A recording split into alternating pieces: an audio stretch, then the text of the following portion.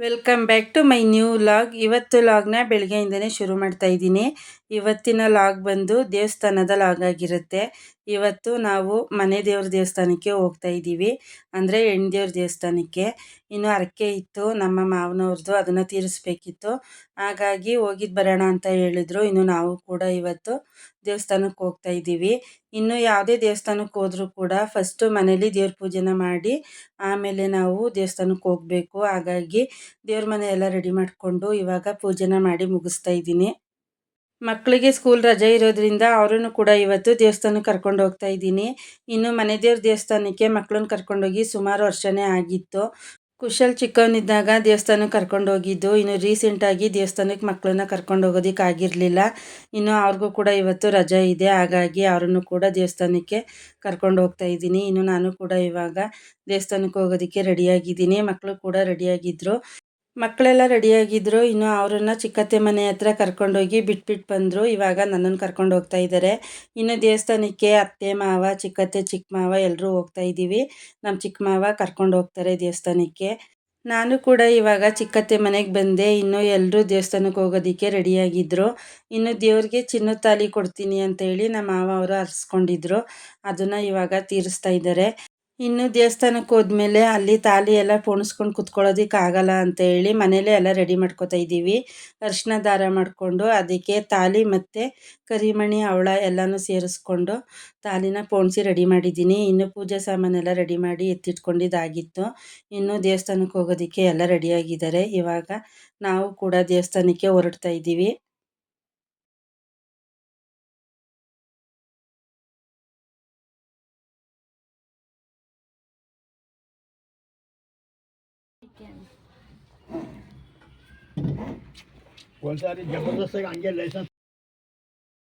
ನಾವು ಕೂಡ ಇವಾಗ ದೇವಸ್ಥಾನದ ಹತ್ರ ಬಂದ್ವಿ. ಇನ್ನು ದೇವಸ್ಥಾನ ಇರೋದು ನಂಜನಗೂಡಿಂದ ಆಚೆ ಅಂಪಾಪುರ ಅಂತ ಹೇಳಿ. ಇನ್ನು ನಾವು ಬರೋಷ್ಟರಲ್ಲಿ ಟೈಮ್ ಬಂದು 11 ಗಂಟೆ ಆಗಿತ್ತು.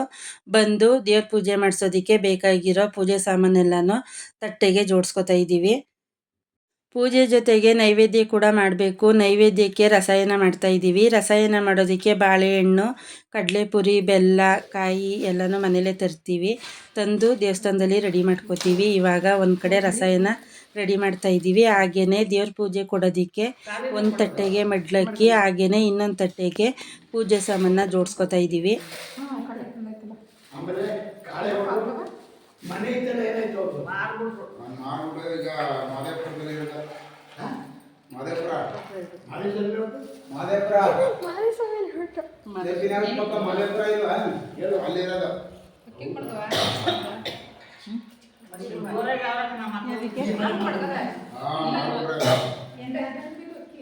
ಇಲ್ಲೆಲ್ಲ ಮಾರ್ಬಿಟ್ರು ಅಲ್ಲಿ ಹೋಗಿರೋದು. ಜಮೀನಿತ್ತಂತೆ ಜಮೀನಲ್ಲಿ ಮಾರ್ಬಿಟ್ರು.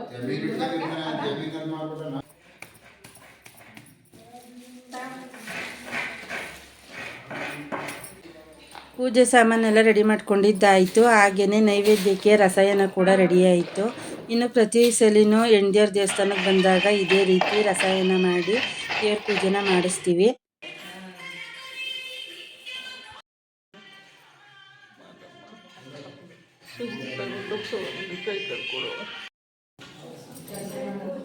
ಮಿಕ್ಸ್ ಮಾಡ್ಕೊಂಡು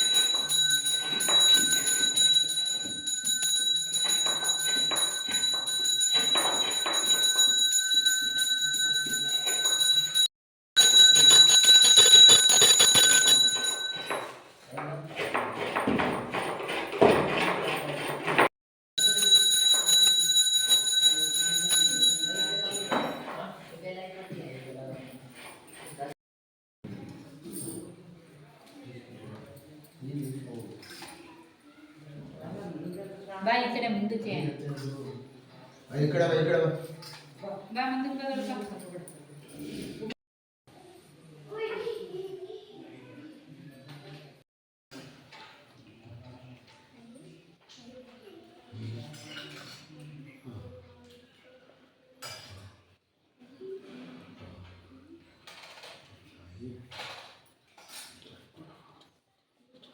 ನಂಗೊಂದು ಸ್ವಲ್ಪ ತೀರ್ಥಾಕಿ.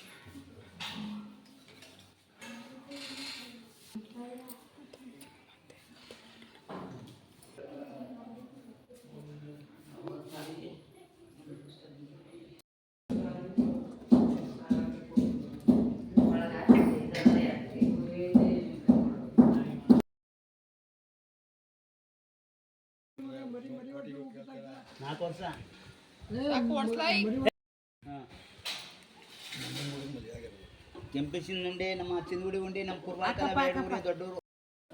ಏನೋ ಕೇಳಿದ್ದು ನೀವು ಒಂದು 50 ರೂಪಾಯಿ ಕೊಡಿ ಗುಡ್ಡಪ್ಪನ್ಗೆ ನಿಮ್ಮನ್ನ.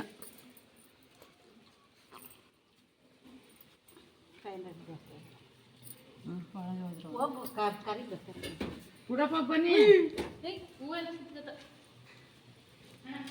ತಿನ್ಕೋದೆ ತಾನೇ ನೀನು.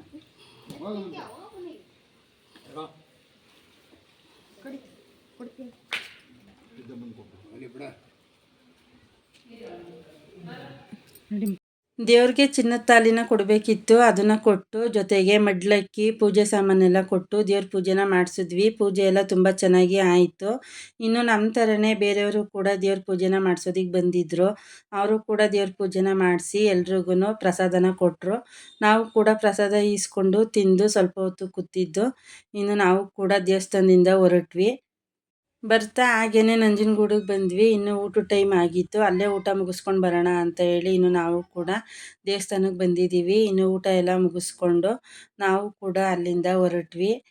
ಇಲ್ಲಿಗೆ ಇವತ್ತಿನ ಲಾಗ್ನ ಮುಗಿಸ್ತಾ ಇದ್ದೀನಿ. ನಾನು ಮಾಡೋ ವಿಡಿಯೋ ನಿಮಗೆ ಇಷ್ಟ ಆದರೆ ಲೈಕ್ ಮಾಡಿ, ಕಾಮೆಂಟ್ ಮಾಡಿ, ಹಾಗೆಯೇ ಫ್ರೆಂಡ್ಸ್ ಆ್ಯಂಡ್ ಫ್ಯಾಮಿಲಿಗೆ ಶೇರ್ ಮಾಡಿ.